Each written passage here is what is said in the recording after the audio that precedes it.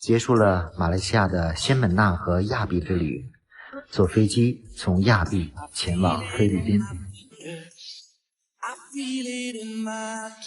先从亚庇飞菲律宾的首都马尼拉，机票500多。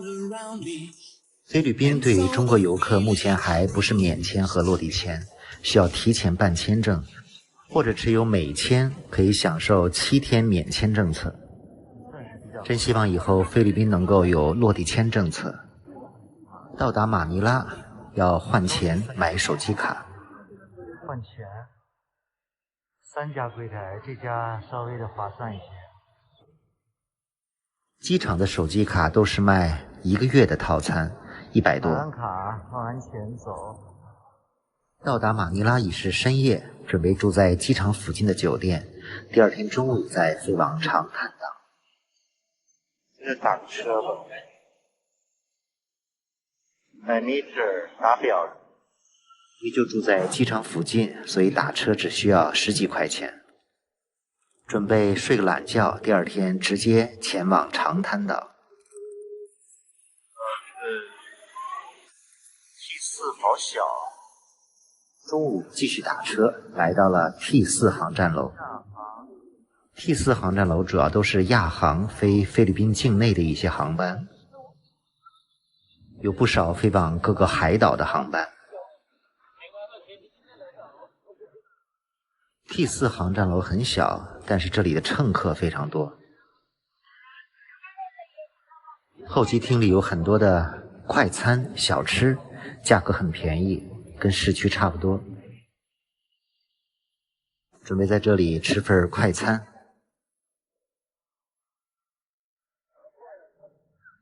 机场里还有盲人按摩店，价格也便宜。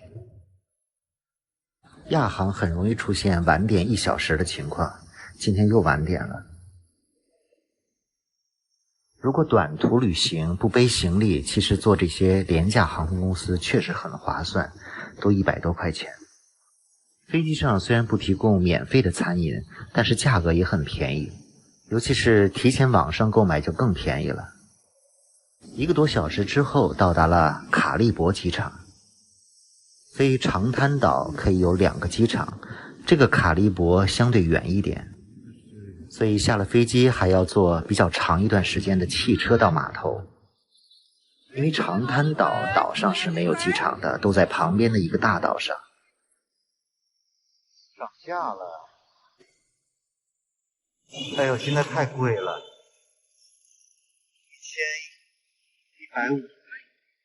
记得我上次到长滩岛这种车船联运，我只花了500-600，这次竟然是1150币索，将近150人民币。所以如果想省钱，最好是拼车到码头，自己在码头买船票。这种车船联运的好处就是门到门服务，一路上你也不用考虑什么时候换车转车了，直接有人帮你送到酒店。而且因为是专门的船，所以很省时间。路上开了至少1个半小时，来到了码头。其实有一个离长滩岛更近的机场，就是班次少点，价格贵一些。到达码头会有工作人员看到你的胸牌，主动的为你服务，做下一步的连接。走一道手这是坐船的候车厅。在这里简单登记了一下名字，直接开始上船了。整个车船联运都会有这种穿这样工作服的人全程为你服务，他们都会看到你的胸牌，给你分配到不同的人手中。这个码头离长滩岛实际上距离非常的近，因为今天的飞机晚点，肯定会错过今天晚上长滩岛的日落了。行李上船可以自己搬，也可以有船员协助，但通常船员协助帮你搬行李的时候，最好给一点小费。这个因为船员出了力，小费肯定要给的。我这个大行李就给了50比索，6、7块钱的样子，其实给20比索也可以。这种车船联运几乎都是无缝连接，到了下一站立刻出发，所以时间紧或者想省事儿的，多花一点钱也值得。如果完全自己拼车买船票，估计能便宜一半。但后来我发现，同样做这个车船联运，返程的时候会少300比索，850就可以了。下了船立刻安排上车，直接送往酒店。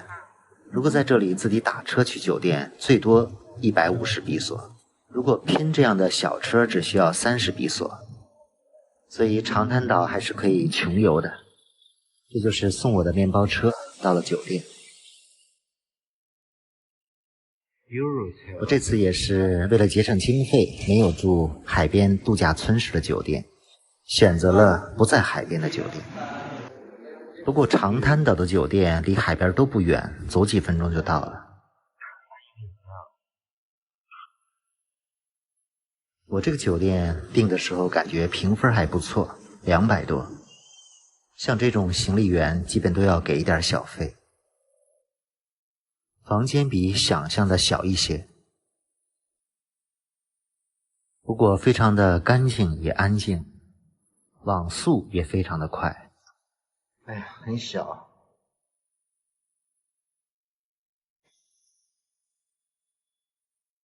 入住酒店之后已经晚上7点半了，去外面吃个晚饭，顺便逛逛街。从酒店的街道走几十米就到了海边。长滩岛的晚上和泰国的海边相比还是比较安静的，主要都是来吃饭的，所以那些非常热闹的震耳欲聋的酒吧并不多。长滩岛虽然没有自己独特的美食，但是来自全世界各地的人也都能吃到自己喜欢的。这边的自助餐非常的多，也很受游客的欢迎。像这个酒店的自助餐，我在这里就吃了3次，中餐只有几十块钱，晚餐100出头。晚餐服务人员还会表演歌舞，有点国内餐厅的感觉。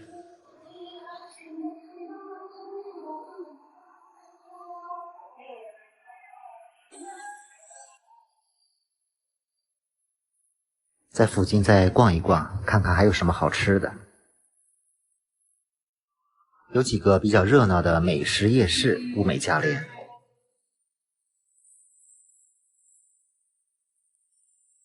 如果喜欢安静、浪漫、吃得踏实，可以选这些酒店的自助餐，我觉得性价比比较高。像这个酒店环境不错，晚餐的自助餐也不到100块钱，美食也是比较丰富的，还有歌手伴唱。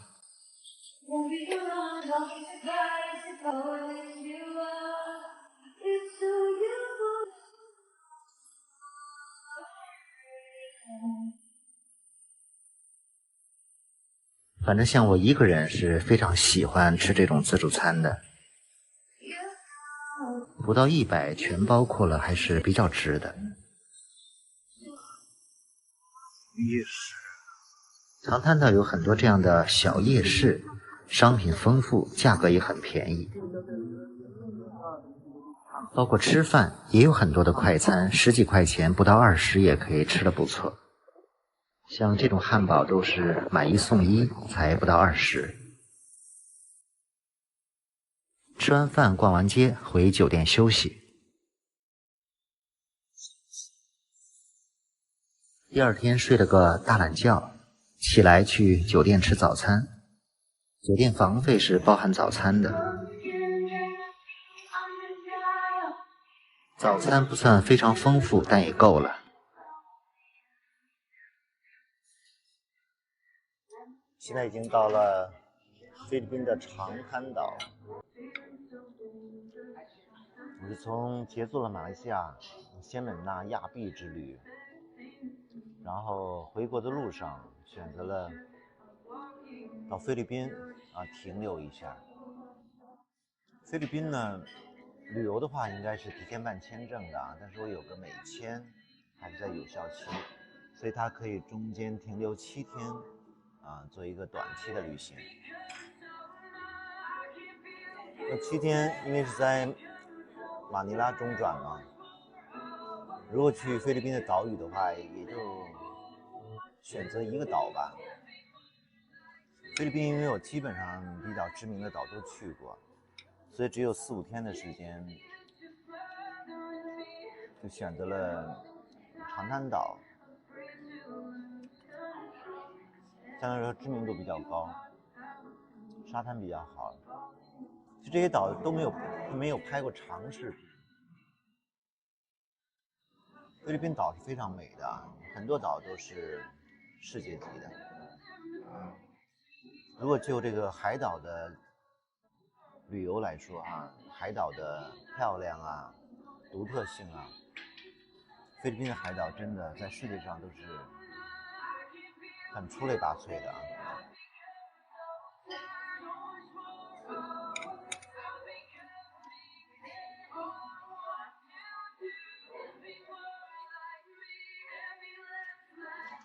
大部分都是先来长滩岛，再去苏武周边。那稍微深度一点的话，玩得多的就会去科隆岛爱尼岛相对来说可能没有那么便利，但现在其实也都可以了，都有飞机，很棒。在长滩岛就待个3、4天，就慢慢的设计回国了。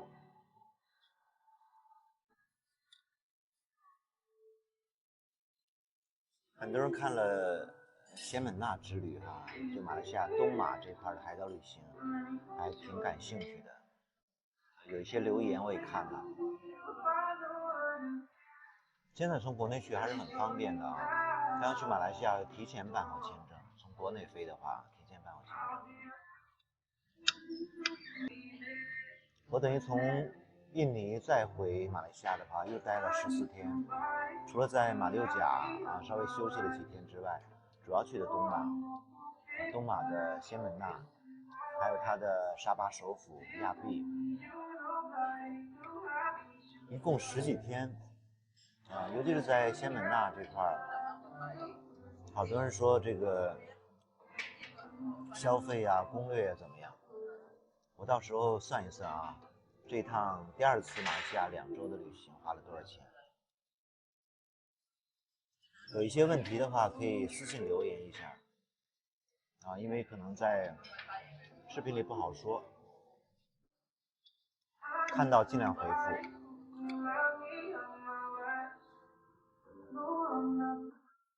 吃完早饭，准备带大家开始逛长滩岛了。长滩岛是世界知名的10大海滩之一，非常的漂亮。这2天会带大家看看长滩岛、日落，还有跳岛游。谢谢大家的关注和支持。哇，白沙滩。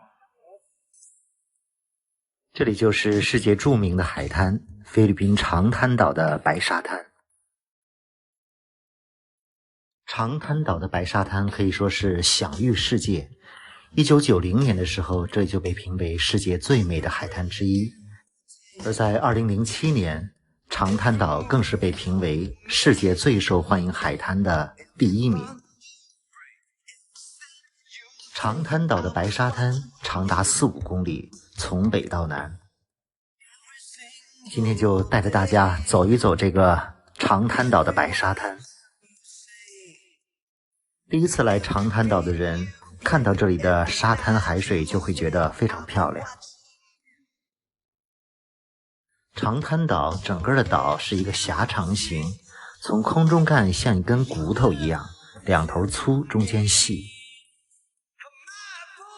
整个岛的长度有7、8公里的样子。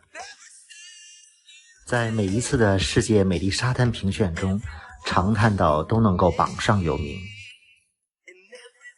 长滩岛从上世纪70年代开发开始，到现在几十年过去，依然是东南亚地区深具吸引力的度假胜地。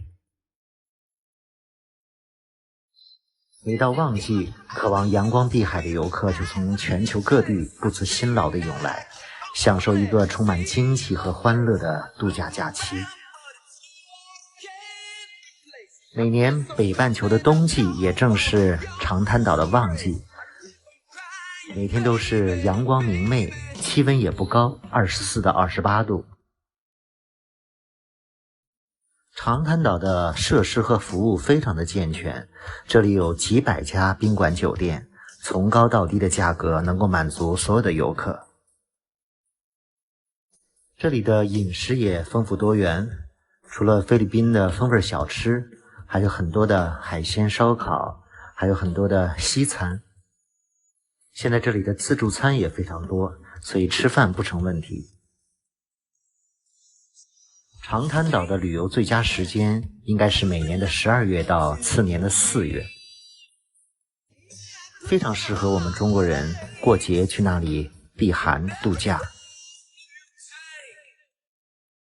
我这次住在了长滩岛的中心部位 S2 区域，先带着大家往 S1 区域北边这边走一走。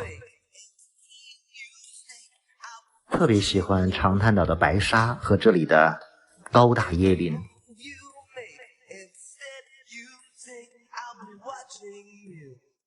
长滩岛是一个非常国际化的旅游胜地，这里几乎有来自世界各地的游客。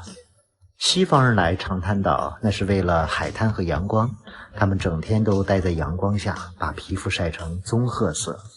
而我们东方人、亚洲人却正好相反，很多人都是拍拍照，不愿意暴露在太阳之下。凡是戴着帽子打着伞的都是东方人。前面有很多的风帆，这里是一个码头。长滩岛的海水非常的清澈透明，在阳光照射下就像宝石一样，而且这里的沙子非常的细腻又平缓。白天涨潮的时候，这里的沙滩的宽度并不宽，所以很多人都可以轻松的在椰林下面休息。菲律宾的螃蟹船是非常有特色的，坐这样的船非常的舒服，很平稳。在长滩岛休闲度假都可以坐这些螃蟹船去周围的海岛做跳岛游。放眼望去，几公里长的都是白沙滩。看一看这里的沙滩，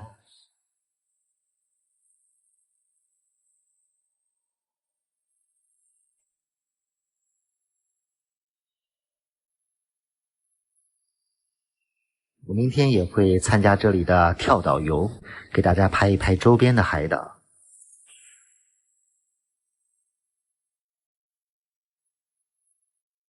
特别喜欢在这里的椰林中散步，累了可以坐下来休息，非常的舒服凉爽。而沙滩旁就是很多的餐厅和酒吧，这里的冷饮、冰激凌、沙冰尤其好喝，当然还有按摩。我这2天就非常的享受这里的各种冷饮、按摩，还有自助餐，性价比都非常的好。作为世界顶级的海岛和沙滩，这个长滩岛适合各种人群来玩，既可以高端的休闲度假，也可以在这里穷游享受。国内很多游客来长滩岛，很多都是跟团来玩个2、3天。其实来长滩岛非常的方便，完全可以自助游。很多自助游来这里的一住就住1周，非常的舒服，而且特别适合家庭来玩，因为这里很多房间都既有大床又有小床。这里有很多菲律宾本地人，因为每天来长滩岛的航班就有20几班，而且机票非常便宜，100多块钱。目前国内游客来菲律宾旅游还是要提前办个签证，当然像我这样如果有美签的话，也可以有7天的免签政策。菲律宾有非常多漂亮的海岛，长滩岛只是比较知名的一个。它最大的特色就是这个长达几公里的白沙滩。如果论到海岛的美丽，菲律宾还有几个更棒的海岛。现在走过了 S1 的码头，前面就是圣母礁石了。这个圣母礁石也是长滩岛非常著名的景点，前面这一片矗立在海中的岩礁就是了。现在是白天的时候，晚上退潮的时候都可以走到岩礁处。现在这片海中有一些海藻，这些海藻也会及时的清理。圣母礁石这边玩水的人非常多。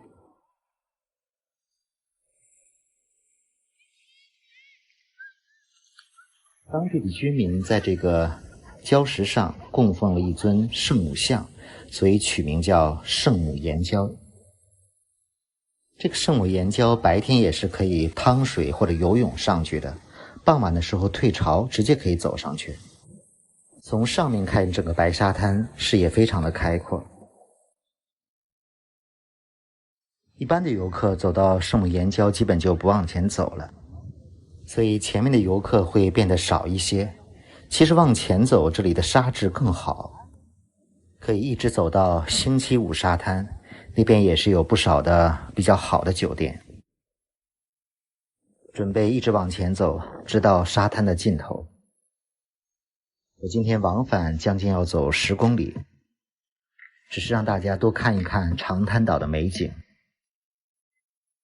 跟着我的镜头往前走一走。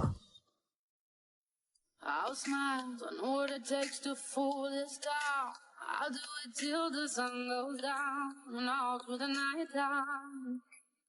Oh yeah, oh yeah, I'll tell you what you wanna hear. Get my sunglasses on while I shed a tear. It's never the right time.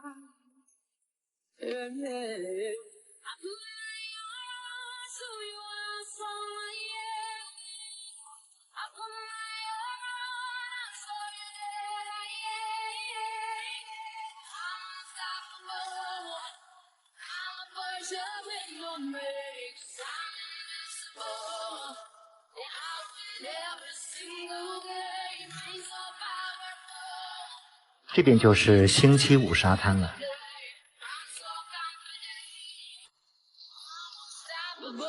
这是我第3次来长滩岛。上一次来这里的时候，前面有一个西湾酒店，非常的漂亮，准备到那里吃一个下午茶。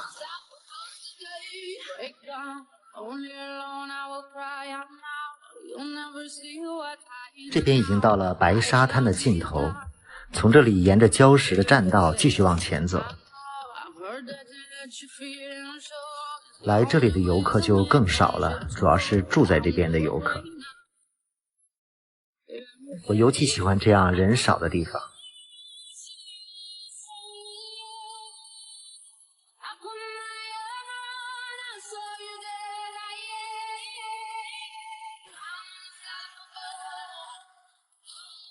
这个区域沙滩的面积都非常小了，主要都是非常漂亮的各种礁石。有一条观光栈道可以一直往前走。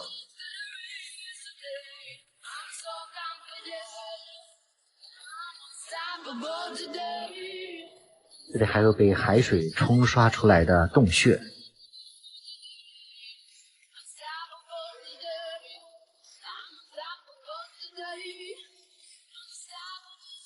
穿过这个洞穴来到了另一片区域，看看这里的海水多漂亮。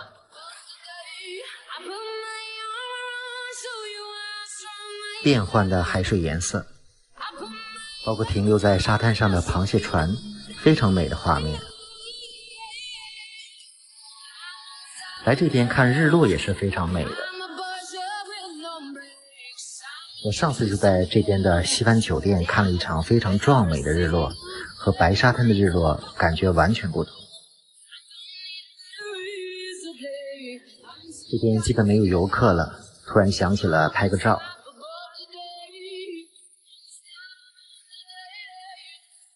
看蓝天白云。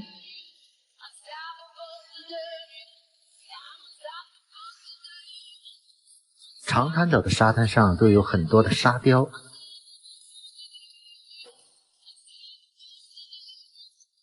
上次来到这里，基本就是西湾酒店的区域了，不知道现在变成什么样子了。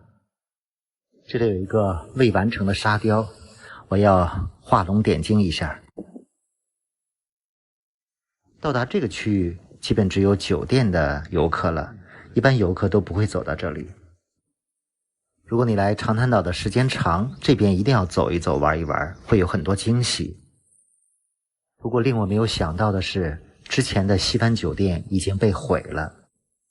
这曾是一个多么网红的漂亮酒店呀！不知道是毁于台风还是毁于火灾，真的太可惜了。基本走到这里就是徒步能走到的最远地方了。再往前有几个漂亮的区域，只能坐船过去了。正好明天跳岛游，可以过去看一看。现在返回到沙滩旁找个餐厅，吃点东西，喝点东西，给大家直播一下。傍晚也会带大家看一下长滩岛壮美的日落。明天请继续收看长滩岛的日落。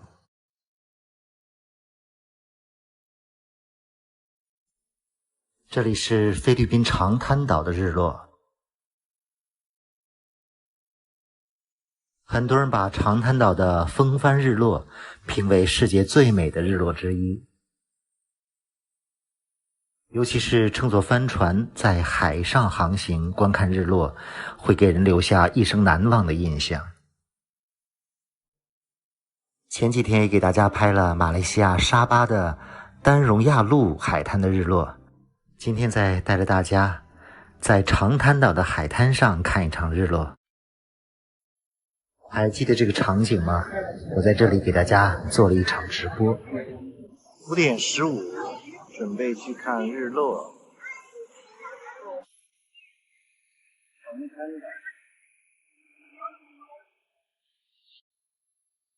以前来长滩岛坐过这里的风帆，去看过海上日落，确实印象深刻。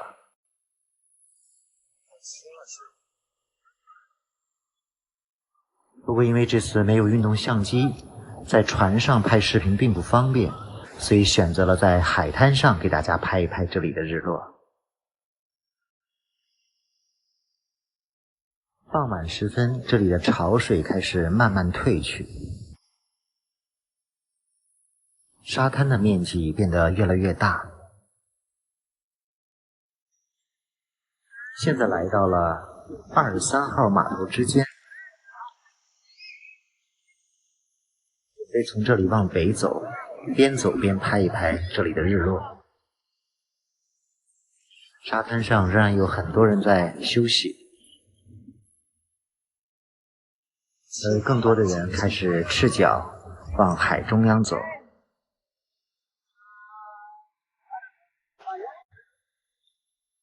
很多风帆都开始载着游客往海中遨游，去观赏海中的日落了。长滩岛的日落风帆项目非常的有名，基本上来长滩岛的人都会体验一下，价格不贵，全程大概2个小时，最便宜的几十块钱就可以，所以一定要体验一下。今天我就打算在沙滩上走一走，捕捉一下这里的日落美景。现在是下午的时间，不到5点半。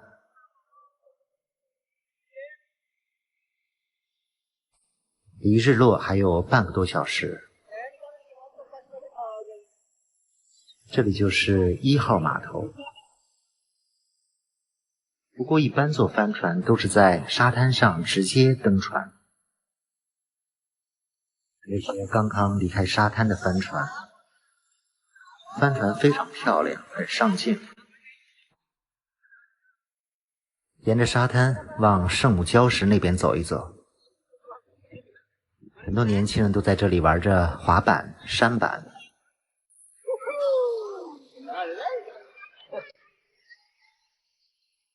远处的天边已经泛起了红光，潮水也正在慢慢退去。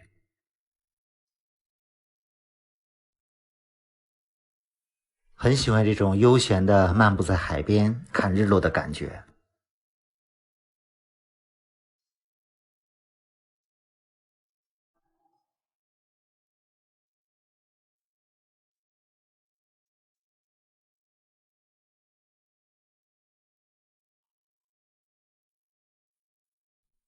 海面上那些灵动的小船、帆船，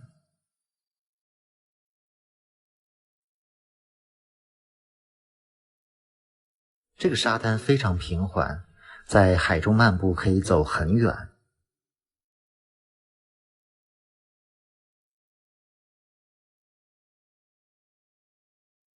很快走到了圣母礁石这一边。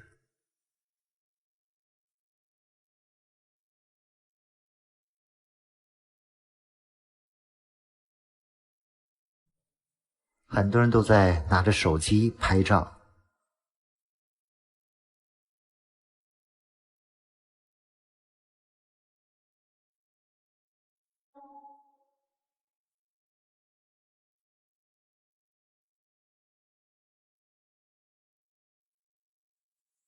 非常优美的画面。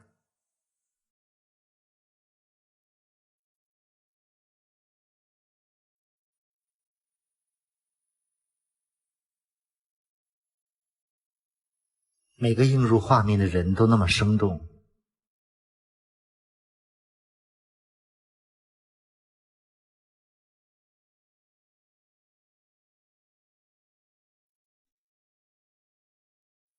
还记得这些直播的画面吗？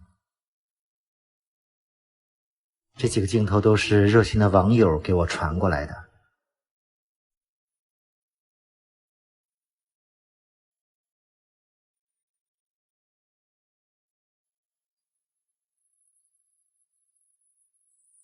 潮水退去，都可以直接登上这个圣母礁石了。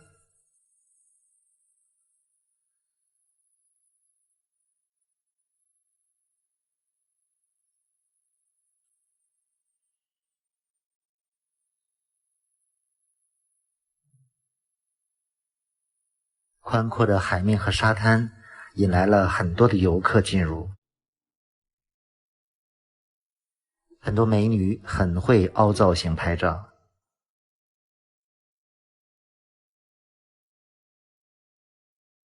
太阳已经沉入海面，但是天边的晚霞仍然漂亮。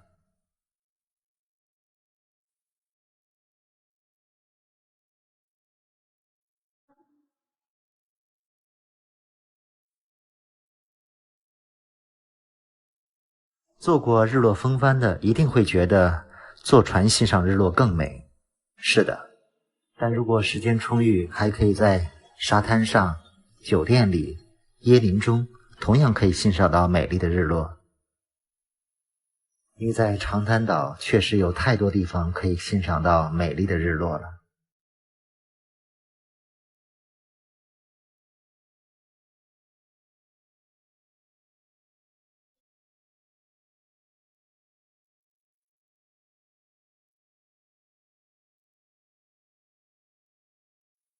尤其是退潮后，那种泛着金色光芒的沙滩非常漂亮。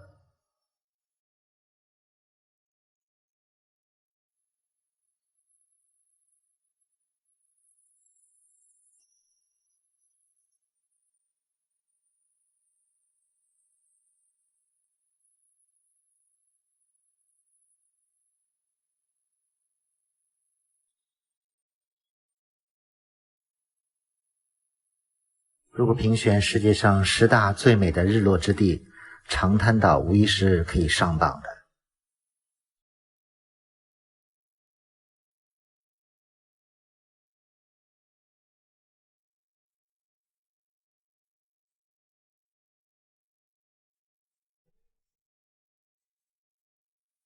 即使在太阳沉入地平线相当一段时间，这里的海滩还是非常美。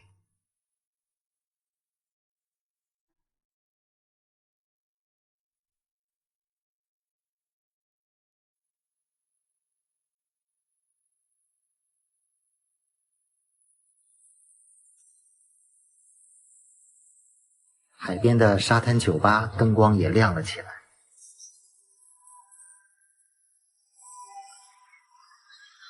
晚上的长滩岛的海边也是非常热闹的，尤其是可以到这里吃美食。这里的美食有很多选择，除了烧烤海鲜，有很多自助餐不错，性价比也比较高。今晚就来吃这家的自助了，999和100人民币出头。自助餐。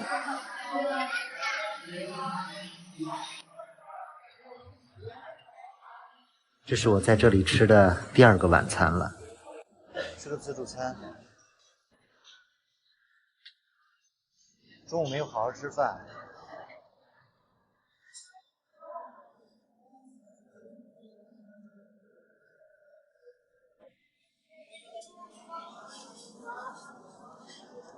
这个自助餐差不多是这个海滩上我看自助餐里最贵的，人气也最旺，所以吃一个。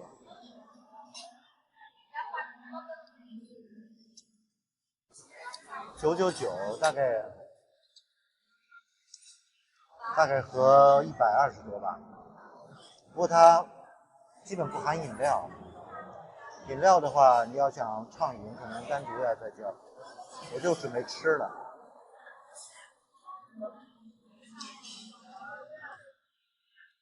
其实它加250的畅饮很值啊，但我觉得我一喝东西就吃不了东西了。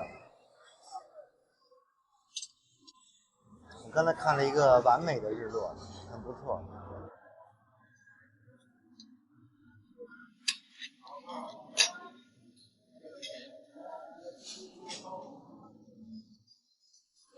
长滩岛这边吃喝玩乐还是都很方便，性价比挺高的，所以如果签证可以做一下的话，尝试过来玩一玩。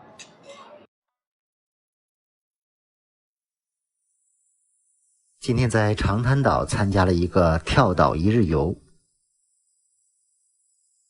这个一日游设计的非常合理，大半天的时间会去几个小岛，还有浮潜。价格很便宜，100出头，还包含了午餐，所以性价比非常高。风景也是不错的，跟着我一起来走一走。来长滩岛旅游，除了放松度假，也可以坐螃蟹船，参加一个跳岛一日游。街头巷尾都可以报名，可以比较一下价格。我是直接来到了码头，临时订的跳岛游。码头直接订的是900比索，大概人民币100出头，还包含了午餐。在码头等了一会儿，8点50开始登船。就是这样的螃蟹船，因为是拼船，这个船还要去2号码头去接一些客人。没想到在2号码头接了这么多游客。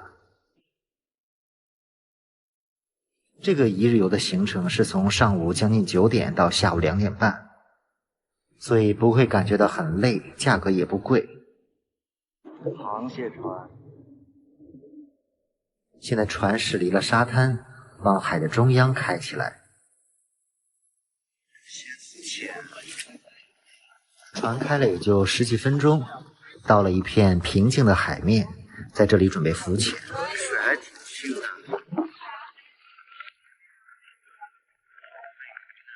船员在那里投喂鱼食，吸引更多的鱼过来。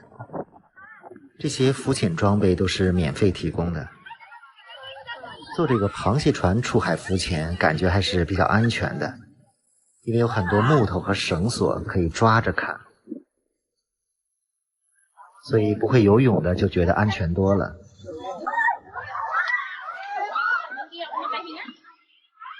还是可以看到很多小鱼的。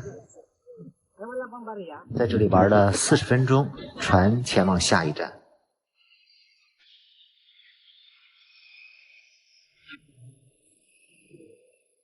长滩岛的跳岛游实际离长滩岛都很近，基本上开10几分钟就到了下一个目的地。周边有不少的小岛。今天第一个登上的是水晶湾岛。这个水晶湾岛也是所有一日游必来的一个岛。跟我一起来岛上看一看。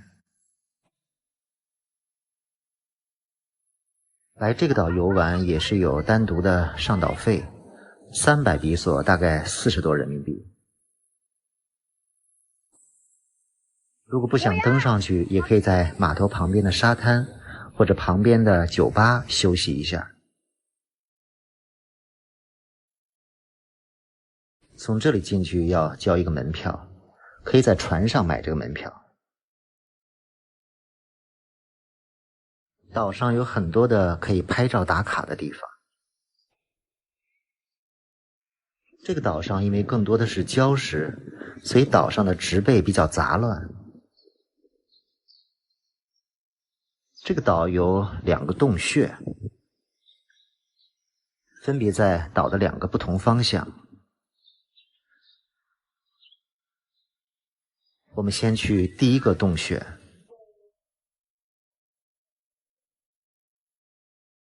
要沿着栈道走上一个小山丘，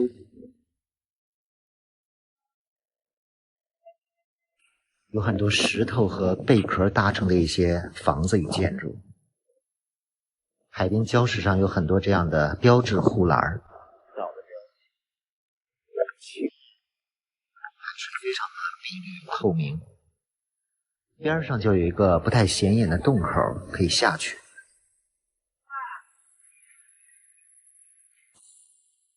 这里就是水晶洞，第1号洞。洞口的外面就是波涛汹涌的大海，很多人都站在这个洞口拍照。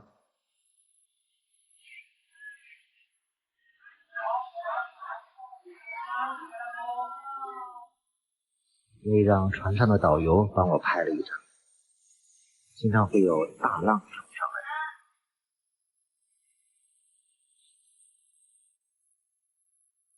从岸边的礁石看下面的海水，确实很漂亮，很绿又透明。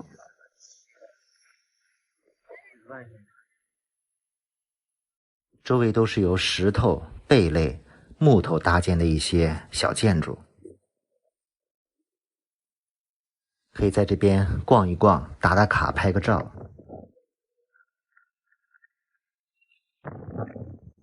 目前来长滩岛旅游的中国人并不多，感觉路上遇到的亚洲人都是韩国人。看这片海水，远处是蓝色，下面是碧绿。可以在这里打卡拍个照。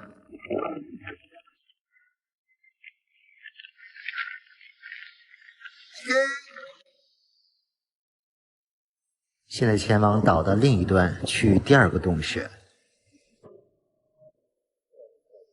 从各个角度来看，这个岛还挺漂亮的。这边就是2号洞，需要从这里趟水过去。这个水深大概有将近1米了，算了，不过了。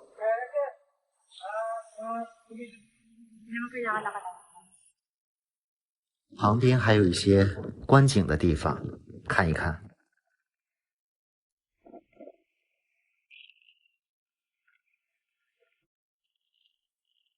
登上这个小的瞭望台，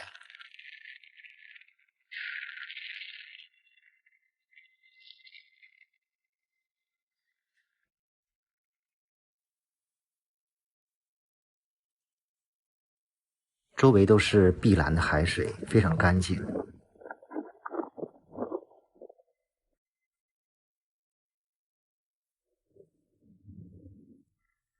沿着小岛走了一圈，大概不到1个小时。在这里安排的时间也正好是1个小时。现在从岛上出来了，我们的螃蟹船准时开过来了。从这个岛上坐船前往下一个岛吃午饭。其实整个的行程离长滩岛的本岛都不远，所以正好可以坐船逛一逛。这个螃蟹船是非常稳的，沿途有很多这样的小岛都可以上去，还可以跳水。不过我们今天的行程好像没有在岛上跳水的计划。现在来到了另一个岛，这个岛上实际上是长滩岛旁边的一个大岛，有2个机场。从这里下船去吃午饭。午餐主要是烧烤，比较简单，但是足够了。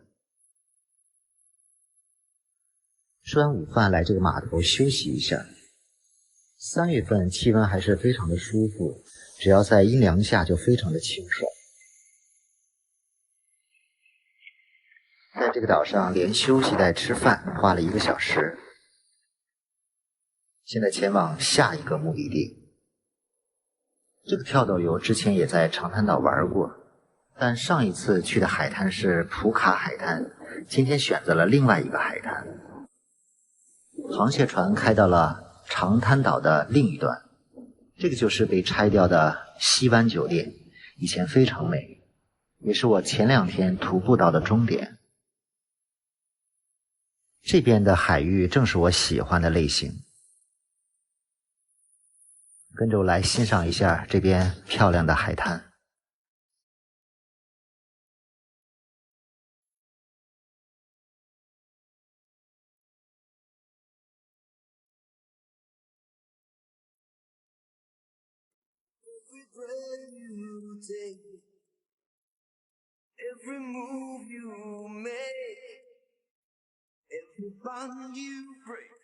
这边没有游客，拍个照。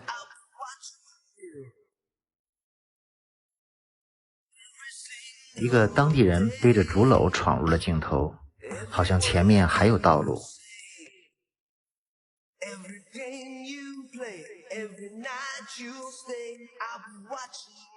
这边的景色拍照画面非常的丰富。这边好像有个小山洞，穿过去这片的景色也非常漂亮。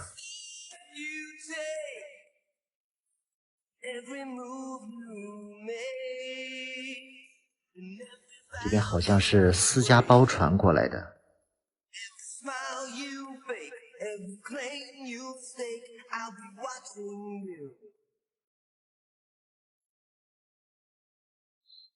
没有记这个沙滩的名字，反正真的挺漂亮的。船上的游客也都没有到这边来的，就我自己一个人，在这里可以肆意的拍拍照。我尝试着想站到前面的石头上，不过没有成功。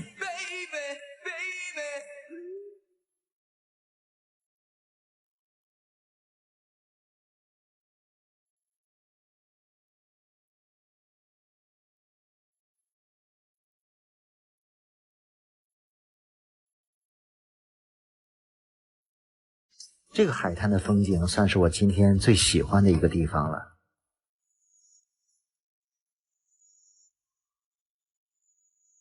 是不是挺美的一个地方？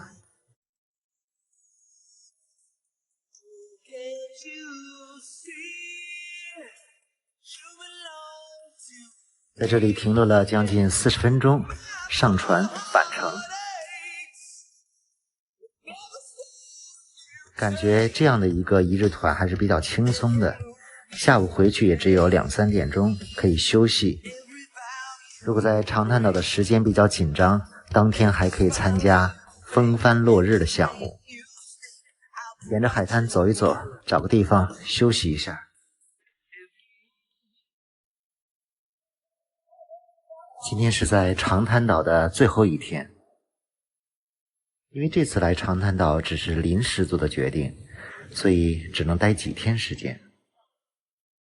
晚上准备坐飞机去菲律宾的首都马尼拉。为了保险起见，准备还是乘坐车船联运去机场。准备先去车船联运的公司买张票。这里是长滩岛比较热闹的商业区和美食街，这边有特别多的网红店和餐厅。相比在海边的消费，这里要低很多。这是长滩岛的主要街道，有很多的出租车。找到了这家公司，这里离我的酒店不远，所以直接走过来了。买完票在旁边吃顿饭，吃完饭回酒店做了一个按摩，休息了一会儿。傍晚5点接我的车来到了酒店，准备离开长滩岛前往马尼拉。顺便给大家介绍一下从马尼拉到长滩岛之间的交通攻略。当然我这个是返回的路程。这个就是长滩岛的主要大街，大街上有很多这样的出租车，直接招手就停，价格很便宜，20比索、30比索。如果自己去码头也可以坐这样的车，不过上车前要谈谈价钱了。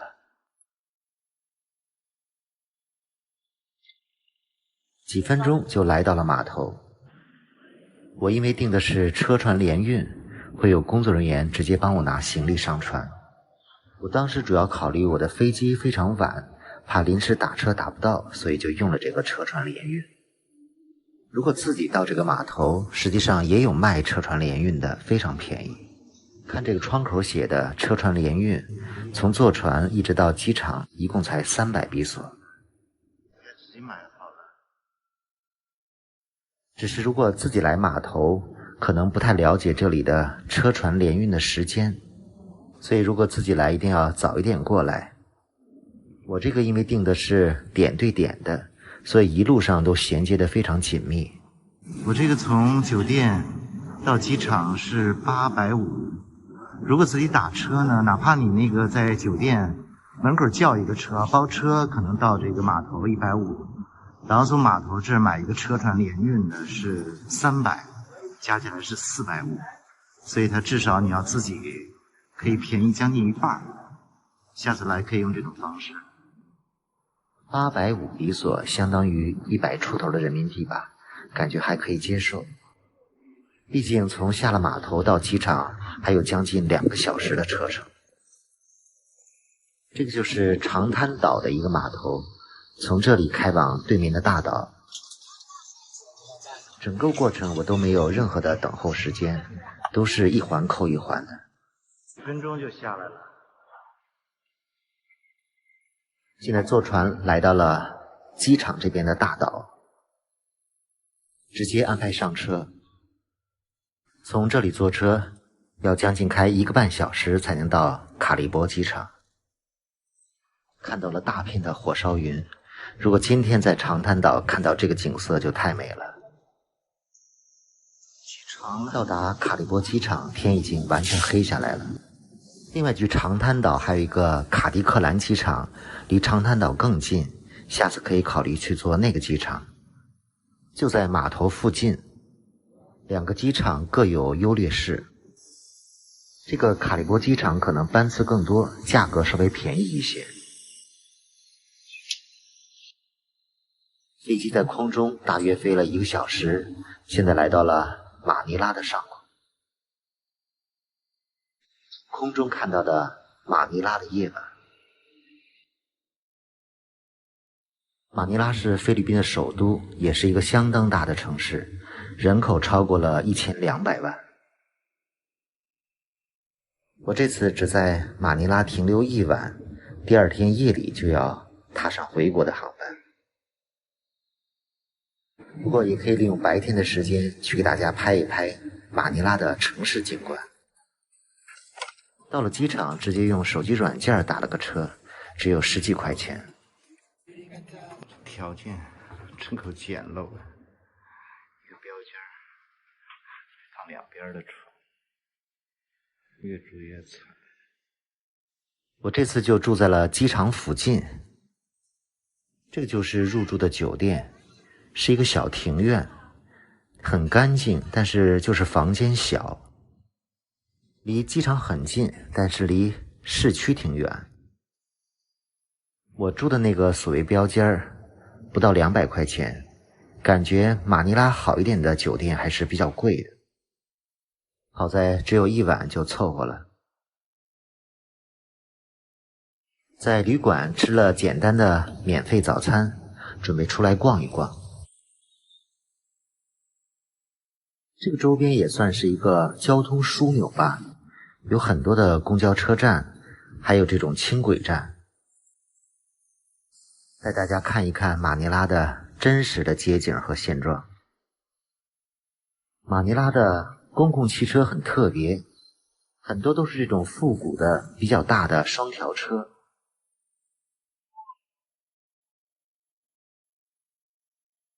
上面的列车就是城市轻轨。看了看地图，正好可以坐这个轻轨到市中心的主要景点。于是打算体验一下马尼拉的公共交通。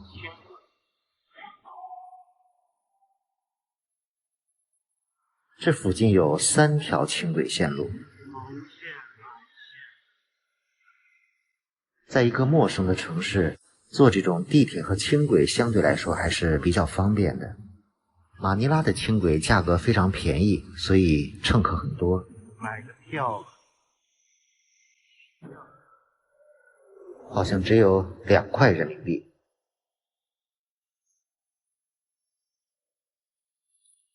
其实我还是挺愿意体验一下一个城市的公共交通的，只要便利和相对安全就可以。坐了5站地，来到了城市的中心。这个中心有很多的旅游景点，可以在周边徒步走一走。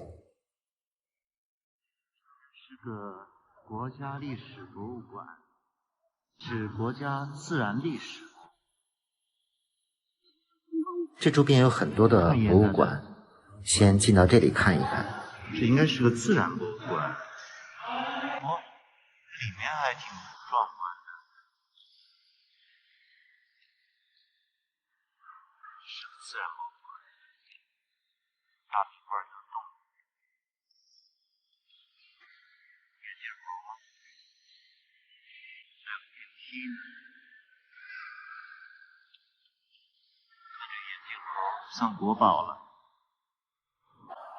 电梯上去。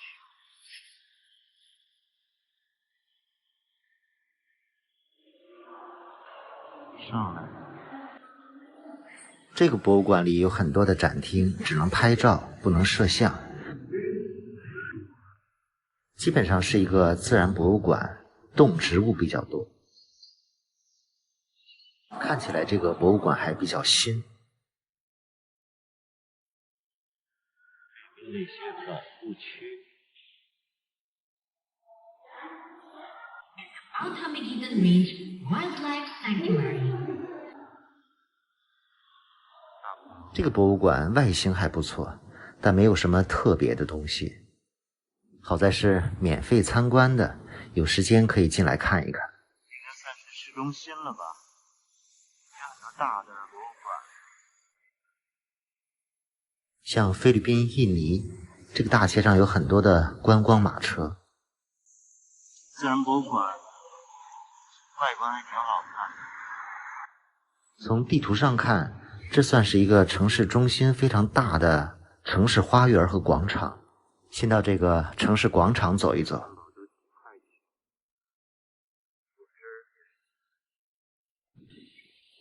这个广场面积相当大，地位也相当于北京的天安门广场。宽大的草坪，还有喷泉。离岔公园。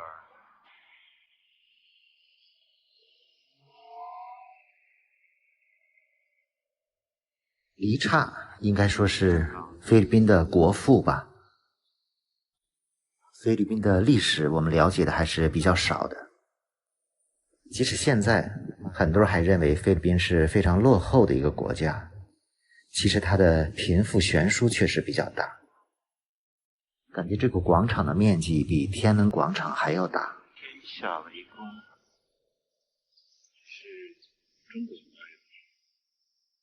广场旁竟然有一个非常醒目的中国花园，走进来看一看。孔子，还有一个孔子雕像，亭台楼阁，小桥流水，还挺有中国味道的。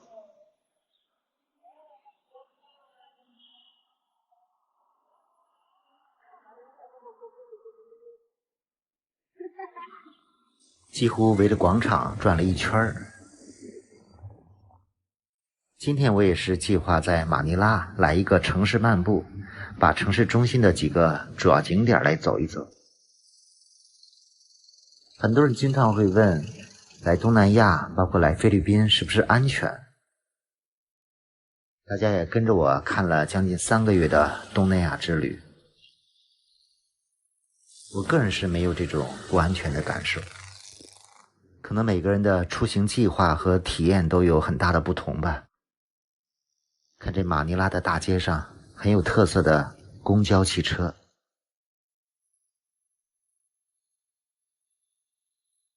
国家博物馆，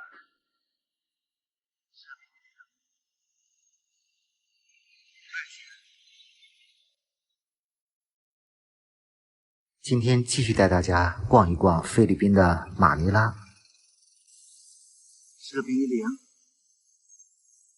现在来到的是菲律宾的国家博物馆。马尼拉的菲律宾国家博物馆其实有3个，这3个博物馆相邻不远，离王城也很近。现在来到的是精美艺术博物馆，这里面主要陈列了很多现代绘画和雕塑艺术。虽然没有在世界上比较知名的艺术作品，但应该也呈现了菲律宾的最高的艺术水平。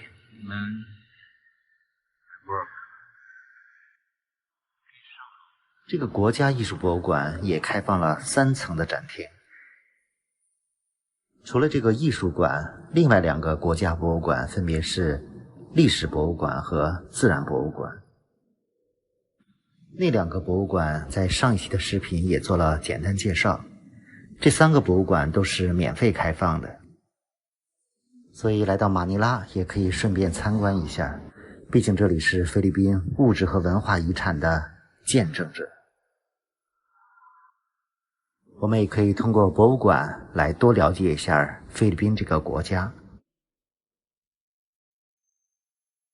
离开国家博物馆，往前走不远就是菲律宾的王城。这个地方也可以叫做西班牙王城，也算是马尼拉历史的见证，是马尼拉最初的旧址。地图上这里显示的也被称作叫市中市。这片区域有很多的规模比较大的教堂。现在来到的就是奥古斯丁教堂，据说这还是世界文化遗产。正巧碰到教堂里正在举行一场婚礼，看来当地人很多人都会把婚礼放在教堂来举办。走进这个婚礼教堂看一眼，新郎和新娘还在里面拍照。这个圣奥古斯丁大教堂据说是菲律宾最古老的教堂，几百年来虽然经历过地震和战争，这个教堂仍然屹立不倒。这个王城或者市中市可以被理解为是马尼拉的一座古城，是当年西班牙殖民统治时建造的一座大型城堡。城堡里有很多优雅的教堂，所以非常有异国风情，感觉像在欧洲。现在来到的是马尼拉大教堂，和刚才那个教堂离得非常近。马尼拉教堂，马尼拉大教堂，这里也是马尼拉的网红打卡地。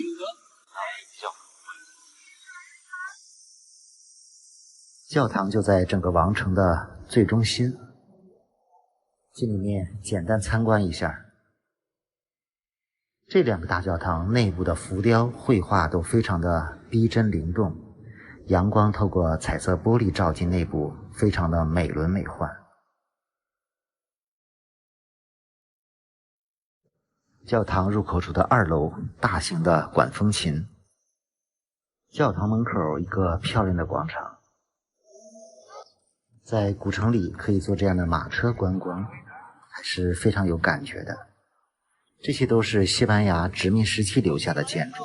圣地亚哥城堡，圣地亚哥城堡要不到10块钱。继续徒步来到了圣地亚哥城堡。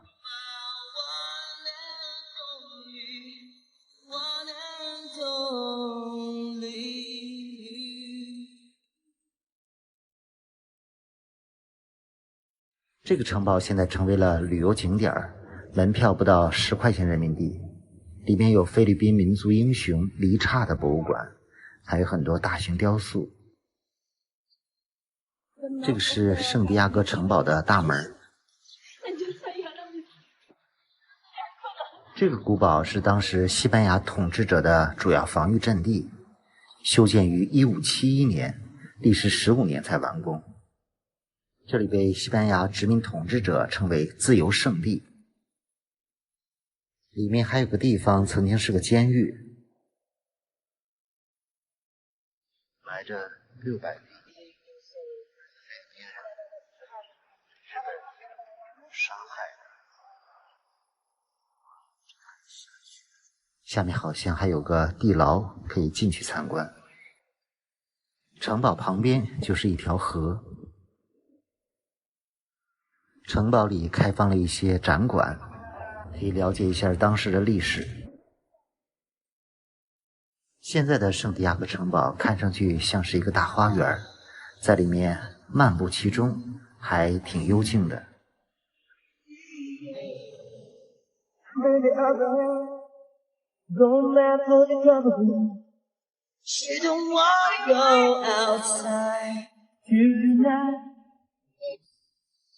城堡里还有一些比较有特色的店铺、咖啡馆，所以可以在这里休息休息。现在离开了马尼拉的王城区域，准备去海边看一看。作为首都，马尼拉的城市还是比较大的，有一些区域是非常的现代干净的，尤其是一些商业区非常有特色。这个临海的大道也不错，我就这样沿着主要的街道走了2公里，来到了马尼拉湾。刚刚有日落，马尼拉湾。这个马尼拉湾也是当地人看日落的一个地方。这个地方实际处于城市非常繁华的地方，所以来这里看日落的当地人还挺多的。这片海滩虽然是免费开放的，但是还安排了出口和入口。现在正好是彩霞满天，估计可以看一看这里的日落了。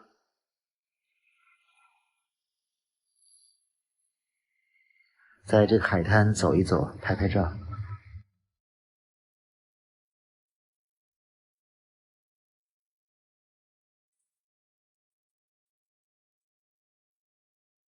这个马尼拉湾还是挺优美的，一望无尽的海洋和沙滩，是一个休闲度假的好去处。视野很开阔，没有什么建筑阻挡，所以可以看到不错的日落美景。马尼拉湾的晚霞也是马尼拉一个闻名遐迩必来看一看的地方。这里交通很方便，旁边就是一条宽阔的海滨大道。现在太阳从海平面缓缓落下，夕阳的余晖洒满了整片大海。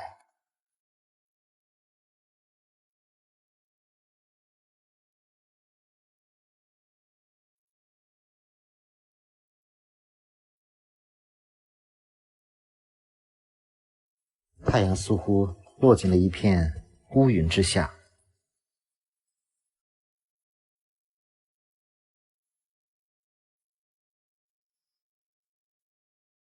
一般我每到一个大城市，都会乘坐公共交通或者徒步来走一走这座城市，感受一下这座城市。很多人一直在问东南亚的旅游是不是安全，我觉得在大城市应该是没有问题的。起码像我这样一个普通的旅游者，就是抱着纯粹的旅游心态，所以体验的更多的是当地人的热情、淳朴、善良。太阳在沉入地平线之前又露出来了。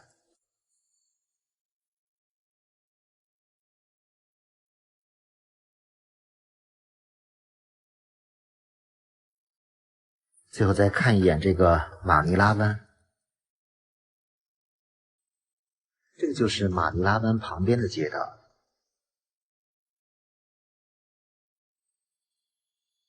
马尼拉的市中心其实有不少50-60层的建筑，有一些商圈，尤其是建在公园里的商场，其实是很有特色的。这边也有不少高档的酒店。从这条商业街穿过去，准备坐轻轨回酒店。我这次在马尼拉也只是停留了1个白天的时间，在市区里逛一逛马尼拉的主要景点，晚上打车去机场。是马尼拉机场T3航站。现在来到了马尼拉机场，准备从这里飞回国内。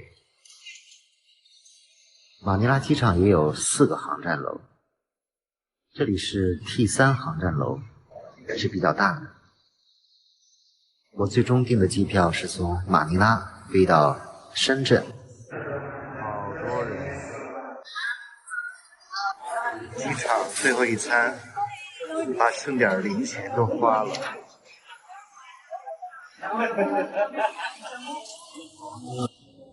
从马尼拉飞深圳的机票是800多，这个价格还是比较便宜的，基本和飞到香港的价格是一样的。我也是考虑了一下，因为没有打算在香港旅游，所以直接飞回深圳了。从马尼拉飞到深圳也就2个小时的时间。夜里2点多到达了深圳宝安机场。我这次的东南亚之旅也是经历了将近3个月，幸好这3个月还是非常平安顺利的。回到国内先休息一下，再考虑接下来的行程。深圳机